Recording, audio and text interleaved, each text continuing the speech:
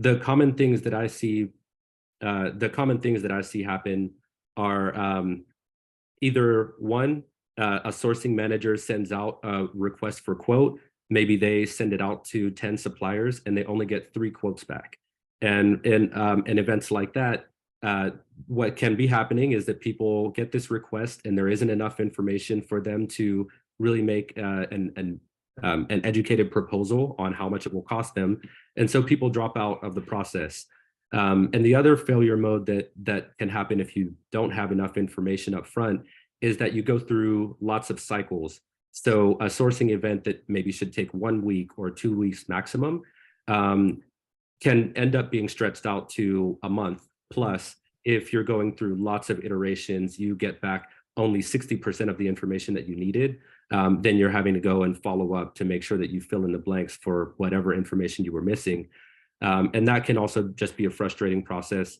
If you really think about your parts or your product in terms of total cost of ownership, those extra weeks that your suppliers and yourself and your team are spending on it is also now adding to the cost of that sourcing activity.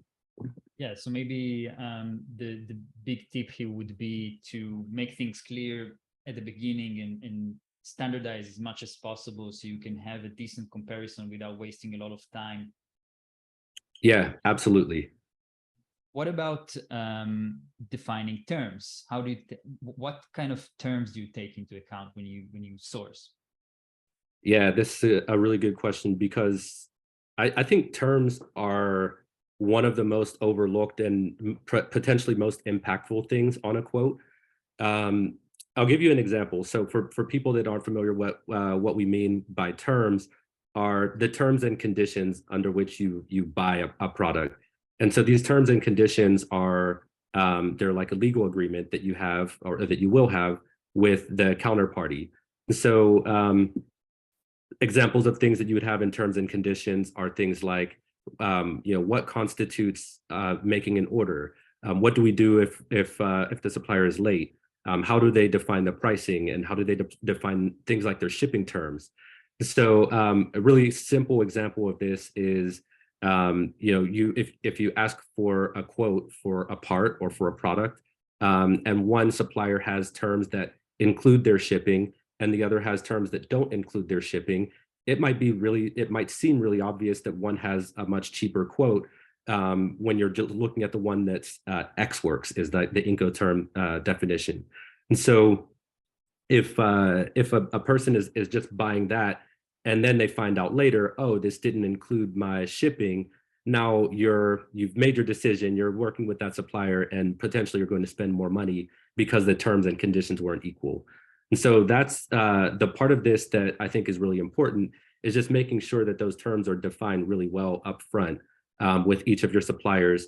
And the best way to do that is when a customer is asking for an RFQ and they're putting out the RFQ, they should also be putting out the terms and conditions that kind of dictate, here's what we're looking for, and these are the terms that we're asking you to quote.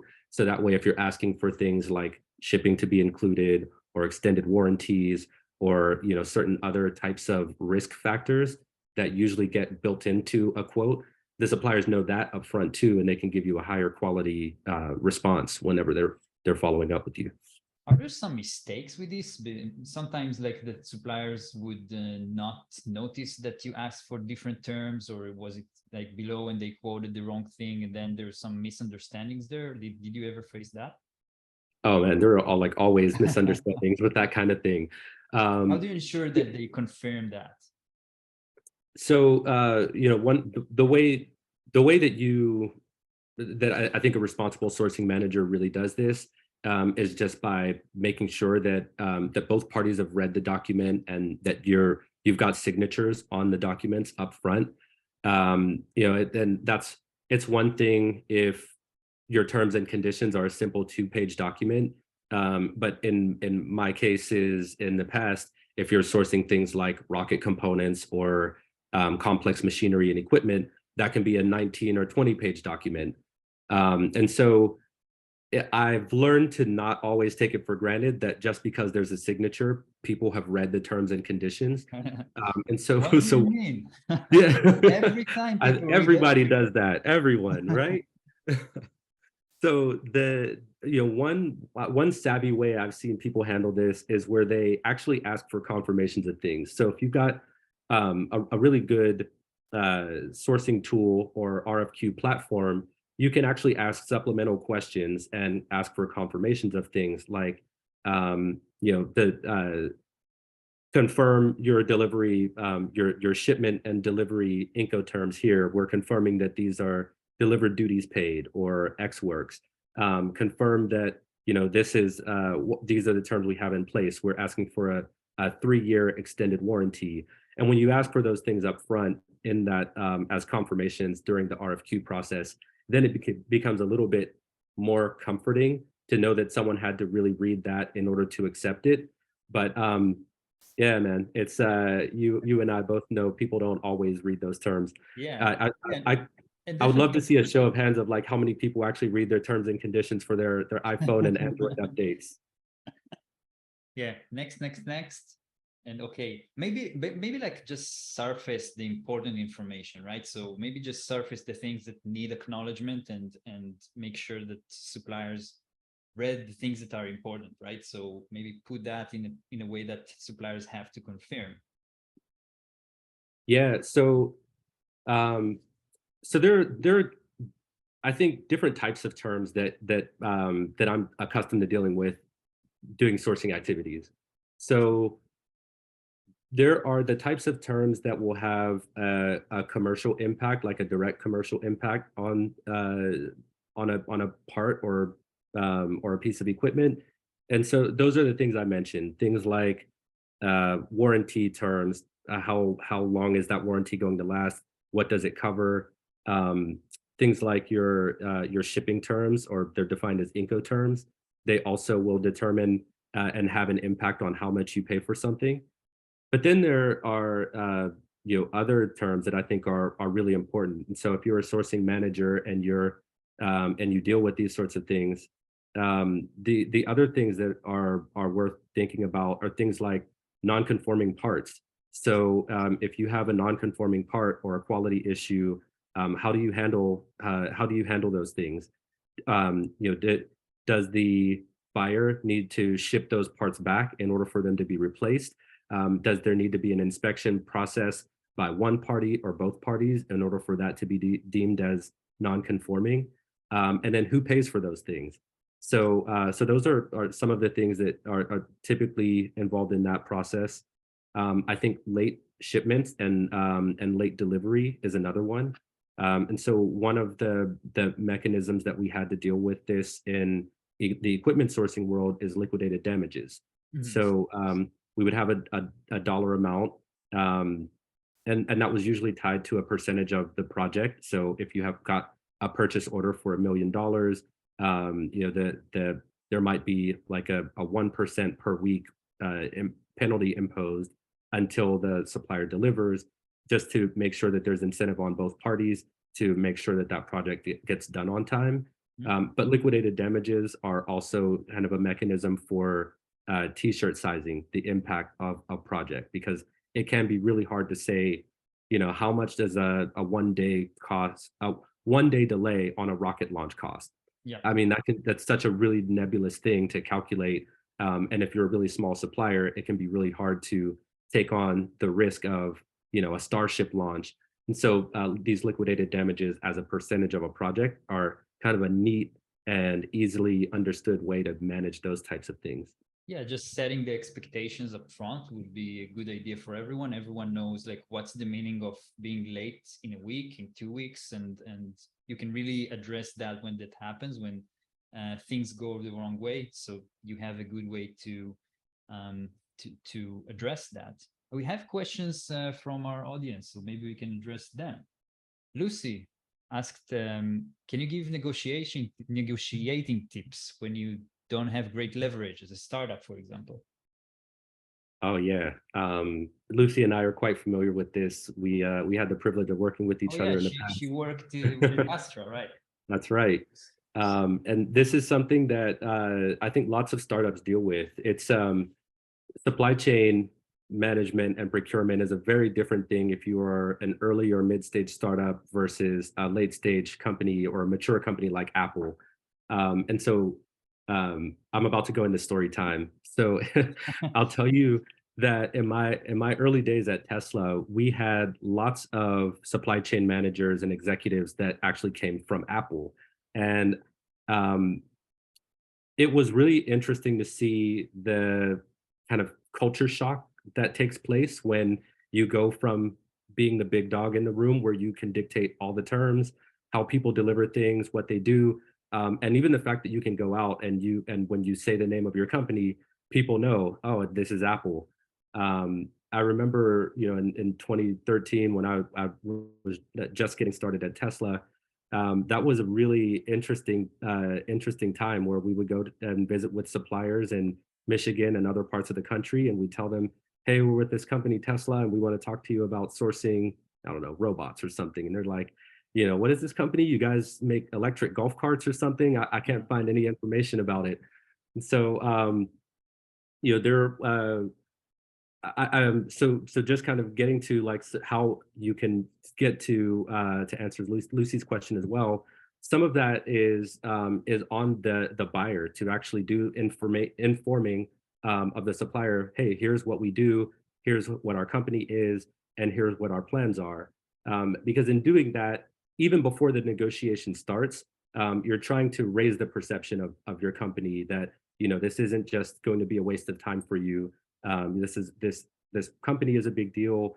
The things that we're building are going to be important to our customers, and if we do well, then this will help you do well. And so the reason I bring that up is that we would actually have like a pitch deck for the company, and it might seem really strange that the company that's buying something is pitching the supplier on why they should work with them, but it's actually a quite common thing, and something that we've adopted at multiple startups that I've had the privilege of working at now. And that's one of those things that kind of sets the stage. Other things that I think help with in negotiating as a startup um, are things like working with your supplier to help them understand the growth trajectory that you have and doing a really thorough job at doing scenario planning. So most outcomes they're never black and white. It's never just a binary, this is going to be a success or it's not. So I found that doing some of that scenario planning with our suppliers where we tell them, on the low end, we're expecting that we have at least 30,000 customers that are interested in a car like the Model 3. But at the high end, there could be 1 million customers. And if that Mhm. happens, here's the way this is a game changer for you. And usually the truth lies somewhere in the middle where we can now come to an agreement with the supplier that here's something that we believe is reasonable. We also think that it's a good enough volume for us to be able to get some discounted pricing or other types of commercial benefits. And those are just really some of the best things I think startups have, the best levers startups have to be able to get some of that negotiating leverage. Yeah, because startups are potentially like really big companies, and if you're there from the beginning and you establish this trust, it's like early employee almost. You get the benefit of working with a big company, right? So you would want to have them believe in you and believe that this company is going to grow. It's almost like pitching to investors, but in a different way. So yeah, it makes a lot of sense, and then you have more negotiation power. It's different when you coming to a supplier with a random RFQ from a startup you never heard of. And when you're establishing the communication, you're sending some information beforehand, you respect their time, and you're building that relationship the right way instead of just hitting them up with an email from nowhere. They don't know who you are, and you don't have that privilege like you have with Apple. You can easily compare apples to apples, right? When you're working with Apple. Yeah, that was no pun intended. Adar, you sound like you've had experience with that. So let's go over to Nathan, and Nathan, I'm glad you asked about milestone payments, because that's maybe our next topic, right, Will? Yeah, that's a great So question. Nathan Oh, asked sorry, you about. got ask the question first. Yeah. Okay, let me ask the question. So Nathan asked if Diagon handles down payments and milestone payments. So you can answer about Diagon. Maybe we can go to the topic as a whole next. Yeah, that's a great point. Well, actually, maybe I can do a little bit of explaining up front on what are milestone payments, why you would use them, and then how we plan to build milestone payments into Diagon. Cool. Um, yeah, so in the capex world, when you're doing a big project like a construction project or capital equipment, manufacturing equipment that you're setting up, one of the mechanisms that supply chain managers use to control the cash flows for projects like that are milestone payments.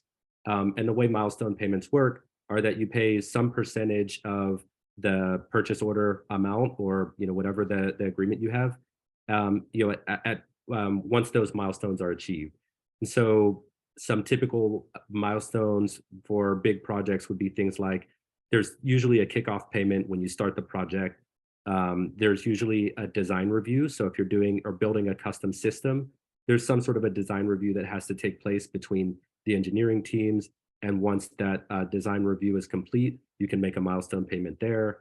There are usually milestone payments when you do testing of that system before it gets shipped to the site where it's going to be used. And then a final milestone whenever that system is set up and running.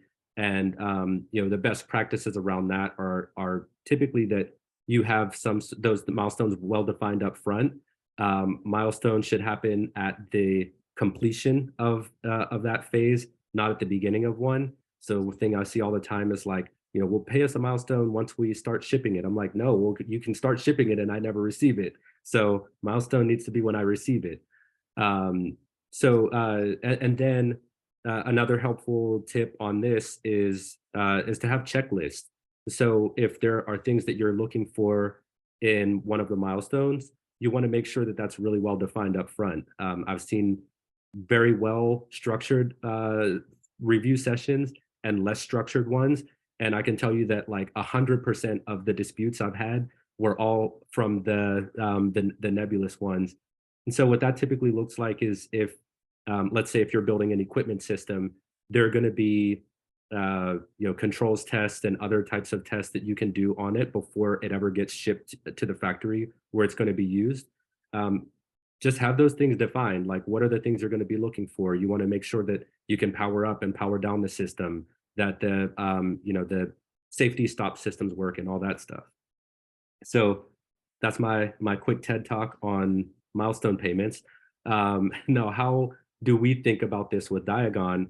So Nathan knows this too. I think Nathan is like what a very savvy equipment buyer, and so one of the issues that you typically have as a manager of these types of projects is that most software systems don't handle milestone payments very well. SAP, Oracle, should maybe their names, but like these systems they're set up for really discrete things like did you receive this thing or not, and they're really good for parts receiving. But when you have a complex system that you're building, how do you define that you've received like 40% of a $20 million project?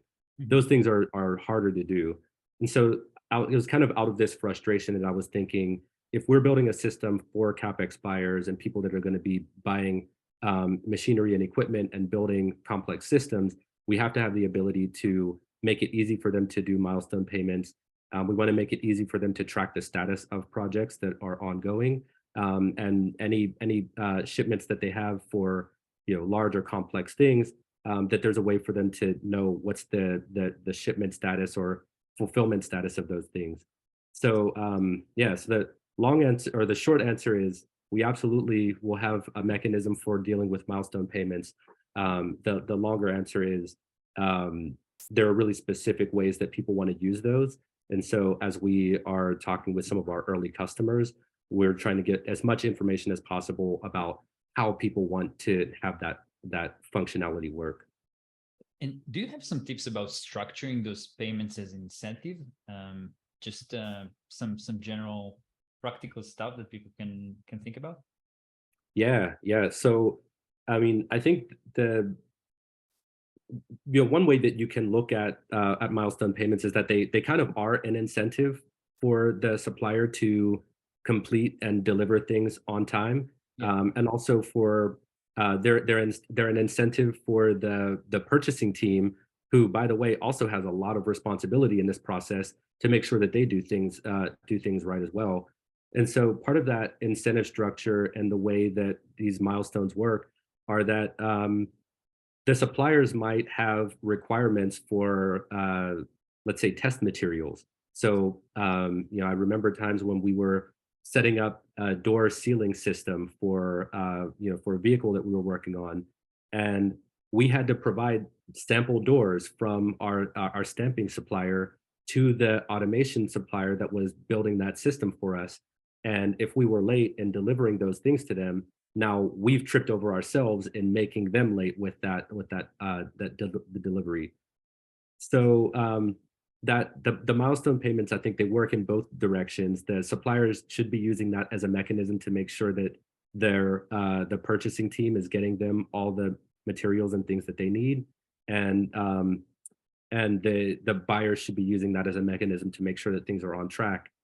Now, other ways that I've seen milestone payments being used, or incentives I've seen, are things like bonus payments. So if a certain milestone is achieved early and it's going to have a positive impact on the project, there might be an extra incentive that you're able to provide, like 2% or something for every week early that system is Mhm. delivered.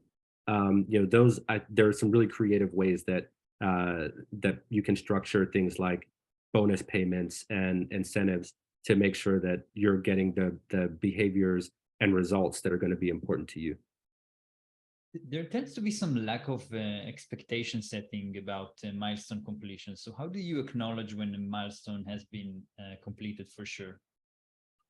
Yeah, so I think that part of that is making sure that there are really well defined things like in the checklist that I was describing earlier. That's one of those ways, is to make sure that that this can also just be like a physical checklist or a digital one that requires both parties to acknowledge that that milestone was complete, and which things were outstanding, when and if they gave their consent without them being complete. And so, I'll fast forward to the end of a project, because it's um it's not always apparent what the consequences are of skipped steps until you reach the end. And they like in any situation, the last 20% or the last 10% of a project, those are the small nagging things that Mhm. can really drag something out. And so imagine you get to the end of a project, and the control system, or the electrical system is set up for a European standard, and this it's the system needs to be deployed in the US. Um, that's when good supply chain managers turn into forensic scientists. We like go all the way back to the beginning of the project and ask things like, okay, well, did we define this up front? Was it something that we asked for in the RFQ? If it was, then that gives us one data point. If it wasn't, then we left that open for interpretation by the supplier. If did we get a quote for this, and was this information in the quote that we received from the supplier? And then you're looking to see, like, did they tell you that this was going to be built to the European standard, and we overlooked it, or was it not defined in there? And later on, as part of that review process for the checklist, that should be in there as one of the things that you're looking for in order to say certify that that step was done and that you're issuing a payment for it. So these are the real goal here, is to make sure that there are enough checks in the process, to enough steps in the process to make sure that you're not going to get bit later on. And you can make these types of projects much more fail proof by making sure that people are reviewing those things ahead of time, because no one wants to be at the end of a project pointing fingers on who missed what and why you signed off on something that, you're now complaining about. Yeah, absolutely. A question from Andrew about milestones. How do you manage milestone payments with suppliers when the company's milestone needs to change? That's a great question. And this is something that should be handled in your terms and conditions. So a good set of terms and conditions should have a section or a provision that talks about changes, and how changes originate. Sometimes those changes originate from the buyer side where they need to make a modification or a change to their product. And the terms should define how that change gets communicated to the supplier, and uh, what are the considerations that you should have for that supplier's timeline if there is an impact, or going to be an impact on the project overall. And so the ways that I've seen this done well are usually through the use of a change control board or some sort of a mechanism like that, where there are constantly going to be small things happening. And if you're dealing with a big program, you can't let every single change affect the overall project. But let's say there is something that's big enough, like that electrical system that we talked about. It now turns out that we're not going to deploy that in a US based factory. Maybe it will be in Europe, and now we've got to make sure that that change gets incorporated into our requirements. The buyer needs to make sure that they've communicated that to it's usually a sales team that's doing an intake of all of these things. And there should be a provision for that supplier to provide a quote on what's the impact for that change that you're making. If there's extra materials or extra work that needs to be done, it's typical that there's going to be a cost impact. And if there's already work or materials that have been processed or purchased, then there might be an impact to the timeline as well. And so in a good change process, both of those parties should be sitting down to kind of mutually agree upon what's the reasonable timeline, and what are we agreeing to. And the result of that should actually be a change order to the purchase order that you have in place, and that can either be directly made in that change order or an amendment to it. But the reason why that's so important is that that purchase order is actually the thing that constitutes your contract with the supplier. And so if you go through all the trouble of quoting the change and making the change and all that stuff, but you don't document it anywhere, then both parties could be at really high risk once you get to the end of that project if there's any disagreement about why it took so long or how much it cost you. So that's really why those terms and conditions are so important to have up front. Yeah, and it goes back to the expectation setting principle, right? You want to have to anticipate as much as possible and have the suppliers and you agree on that. So when things go wrong, so you can address them in the way that you agreed upon, this will save you so much time and trouble. A question from Manjula Panyam. Can you throw light on dealing with difficult suppliers, especially when you don't have enough time to develop an alternative and don't have enough leverage as a startup? Interesting Yeah, question. great question.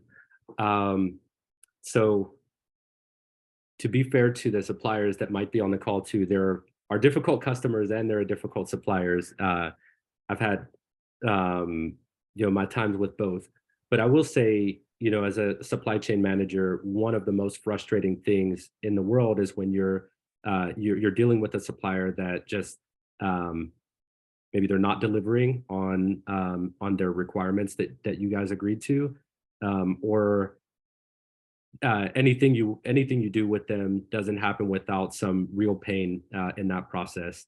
And that's really where I kind of go back to the terms and conditions. I think they're really important. So now you mentioned this, saving my tail quite a few times. Um, there are in a good set of terms and conditions, there should be ways to deal with difficult, or I'll call it like a non-performing supplier, because difficult is a nebulous term. Difficult can mean a lot of things, but not all of them are consequential to a company or a program or whatever. So if they're non-performing, then that means that they're either not delivering or not delivering on time. The quality of the work product is not good, or there's some other type of failure mode.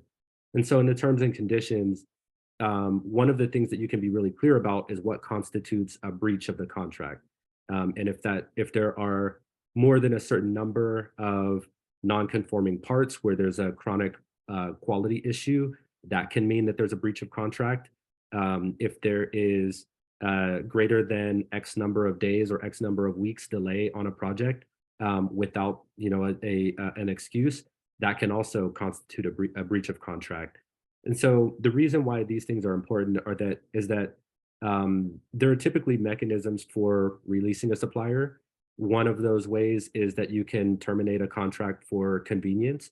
Maybe you just don't want to work with them anymore, or the your program might no longer exist. Maybe you're working on a product that the company decides, hey, we're not going to make this anymore. We've got to terminate our contracts. And the mechanism for that tend to be much more accommodating to the supplier and making sure that they're made whole because they've taken on the risk, they've invested money, and you need to. There's usually the buyer needs to make sure that they get paid for any services or things that were rendered in the contract. On the other hand, if you're terminating a contract for breach, then that tends to favor the buyer because um, in those terms, you've laid out all the things that are required of that supplier to be in good standing in that contract. And if they're not delivering, then now that means that the buyer usually has the right to terminate the contract. And in that case, really it really depends up front. There may be some need to pay for things that they've invested, but there also can be set off or other types of things that make it more convenient for the buyer to cure that problem. And so what that means is, as a buyer, one of the provisions that I typically look for is the ability to reclaim any work in progress. So if they're working on a project and they've got materials or things that they've made, I want those. I own those. I've paid for them, and they're not delivered. And so those should be delivered to me, and I should have either the ability to finish that project or that part on my own, or to reassign it to a new supplier that will be conforming. And all of those things should be defined up front if you have good terms in place. Now, if you don't, then much more of this is going to be left open to interpretation and maybe good faith conversations that you're having with the supplier.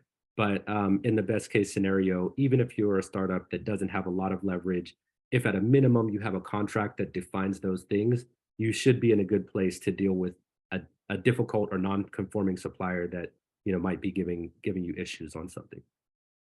Yeah, really good points. And yeah, you would always want to go in the good faith direction, but if you have things set up and expectation settings, so that can help you avoid many problems. A question from Joel: he said, if you're in procurement, you're in sales. What kind of things or information? You're laughing there. What kind of things and information do you focus on in your pitches to suppliers as a startup? Is it only about demonstrating what's in it for them? Do you approach suppliers that are similar size to you, or you go straight to well-known suppliers? What are your thoughts about that? Good question. Yeah, it's a great question. So maybe just starting from the top, thinking about what things do I emphasize. Um, the first thing that I typically talk about is what's the vision that I have for the company that I'm building. If it's a hardware product that's going to be a game changer or high impact on my customers, I want the suppliers to know what's that vision, what's the positive impact that we're going to make together. The reason why is that if even when there are other things that don't make sense, sometimes business people are able to come together around just the impact that they're going to make by working on a program together. And so I think it's always great for them to be bought in on that. And if you're doing something together and there's going to be a positive outcome, then maybe there's an opportunity for you to jointly publicize, hey, we launched this thing with the help of our contract manufacturer or whoever. So that's one positive way of engaging with them on that. The other things that, I mean, I just put myself in the shoes of the supplier. If I'm a supplier, I'm also worried about, whether this company is going to be able to pay me. So if there are any significant fundraising events that you've done, it's great to brag about those. Like you've raised X million number of dollars from, this venture capital firm. They're really reputable. We're really reputable by virtue of them investing in us. And so this is another reason that you should believe in us and what we're doing. And then, the growth plans, like what's that total addressable market? How much of it do you think you can achieve within the first year or the first 5 years? Because that gives them an idea of how much of an investment this is going to be for them and how much growth opportunity there is for that company. And these things can, so I think it's important to do those things up front. We can talk about the flip side because I think there's also a paradigm of success with startups. Um, Maybe I will spend a minute on that because I think it is really interesting. And I've been at startups where we've gone from being the underdog to then being the market dominator for that area. At Tesla, this was something that just it seemed like it happened overnight. It was really over the span of 4 years or so. Mhm. But on the flip side, yeah, there's another topic I want to go back to from Andrew, but I'll finish this train of thought. So on the flip side, if you do really well as a startup, what that can mean for a supplier is that you might eventually outgrow them, or you might eventually outstripe whatever supply of products you're trying to source from them. And so I think it's really important that both parties come into that thinking about, are we evenly matched today? What do we stand to gain if this program is successful? And if so, will we be evenly matched in the future? Because I can tell you that that Tesla outgrew lots of suppliers. If I were to put a number on it, it'd be in the range of like 30 to 40% of them were not able to keep up with the demand once things actually started to take off. And then that really led to some other sourcing activities that needed to happen. Mhm. And so the suppliers that were able to keep up, in my opinion, those were the ones that took us the most seriously up front, where they looked at that demand curve and said, okay, here's what we're going to do to support your needs today. But if this really takes off the way you say it will, here's our plan for scaling with that demand as your customers take off and as the demand for your product takes off. Amazing, and it's again about like foreseeing the future and understanding like where it's going to go and setting up the expectations. So yeah, really interesting. A question from Luis from ZF Capital Equipment. How prepared is the capital equipment North American supplier base to support the growing demand for e-mobility equipment for OEMs and tier 1 to 2 companies that require increased capacity for design, manufacturing, and delivery over the coming years? Who read that question or who wrote it? Luis from ZF Luis? Capital Equipment. I, Yeah, I think Luis has gotten a hold of our pitch deck or something because this is like a perfect segue into Diagon and why we decided to build this company. So short answer is no. I don't think that the U.S. Supply base is prepared for what's about to happen and what needs to happen in order for us to meet the demand that's already out there. Um, Most of us are familiar with the supply chain crisis that's happened over the last few years, where um, it's just been one shock after another. I think COVID exposed some cracks in our supply chain and critical dependencies that we have on different geographies. The conflict in Ukraine has highlighted that in other areas. And as I thought about what was the nagging thing that kept me up at night and that made me anxious about the state of the future. It's that for the most part, when I would go out and do RFQ events and look for new suppliers to make things for my company, um, there wasn't enough supply. Like there just weren't enough suppliers that were equipped and qualified to do the work that I needed to have done.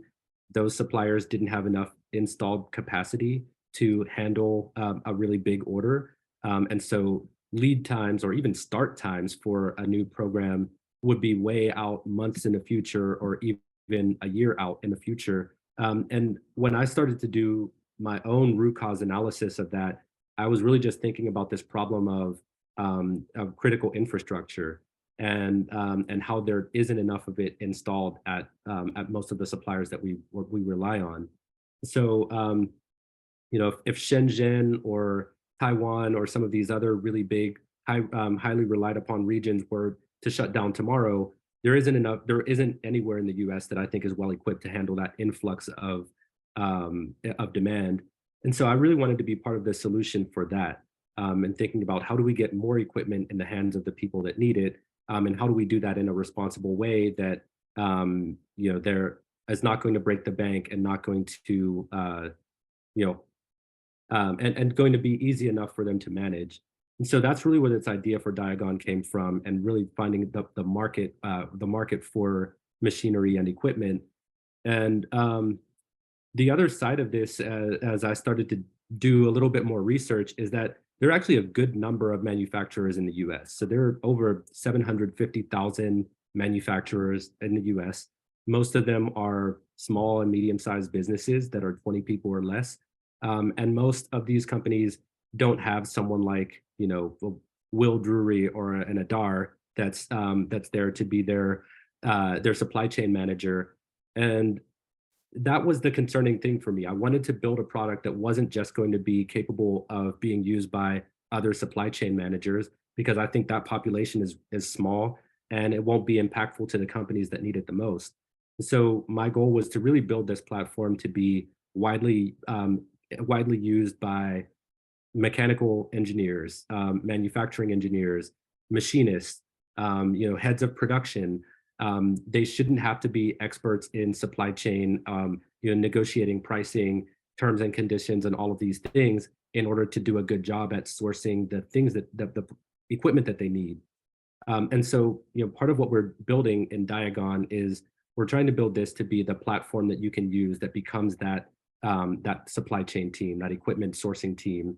And in using this platform, you can find and discover new products. So, if you're in the market for things like 3D printers or robots or CNC machines, you can use your set of specifications to find matches and products that work for you from suppliers that you may have never have heard of. And that's really one of the ways that I think we're going to help address the critical infrastructure needs that are kind of holding us back when it comes to unleashing our supply chain on the demand that's out there today. And I think that that's where, from our experience, also building a Giga, this is where the technology is going, right? Because you don't want to only build for the expert. You don't only want to build for the supply chain manager. You also want to build for a collaborative environment where many people in the companies, they source, right? They have to collaborate with other functions. They have to collaborate with other teams, and to get the true visibility and to get the data and to get that standardization, you have to build in a way that matches different kinds of users that are sourcing the same things, or different kind of users who are involved in different stages of that sourcing process or the supply chain process, in a way that makes it easy for everyone to participate, either like advanced users or procurement managers, supply chain managers, and also to the engineers that just want to get it done and keep designing, right? So you want to have that collaborative environment, and I think that's where the technology is really going. Yeah, and I see that we're already approaching the end of our session. This went by way too fast. Yeah, right. I had a really good time, and you're really great, Will. I'm sorry for everyone that we didn't get to address your questions. We also had a lot of other topics to talk about, so we'll have to have you again, Will, and everyone that We have time for maybe one more, or is there yeah, something else you wanted to add? Let's do that, and everyone that's here, so you're invited to our next sessions. And so for our next sessions, we're going to ping you again and let you know that we're going to have them. I hope you had a good time, and I wanted to say thank you for everyone. Thank you, Will, especially. We're really great, and I think we've learned some great stuff. And yeah, I'm going to put my sunglasses again and tell everyone goodbye. Goodbye, everyone. Thank you. Thanks, everyone. Bye-bye. And I don't know how to unmute you, but I'm sorry about that. But yeah, thank you. Bye-bye.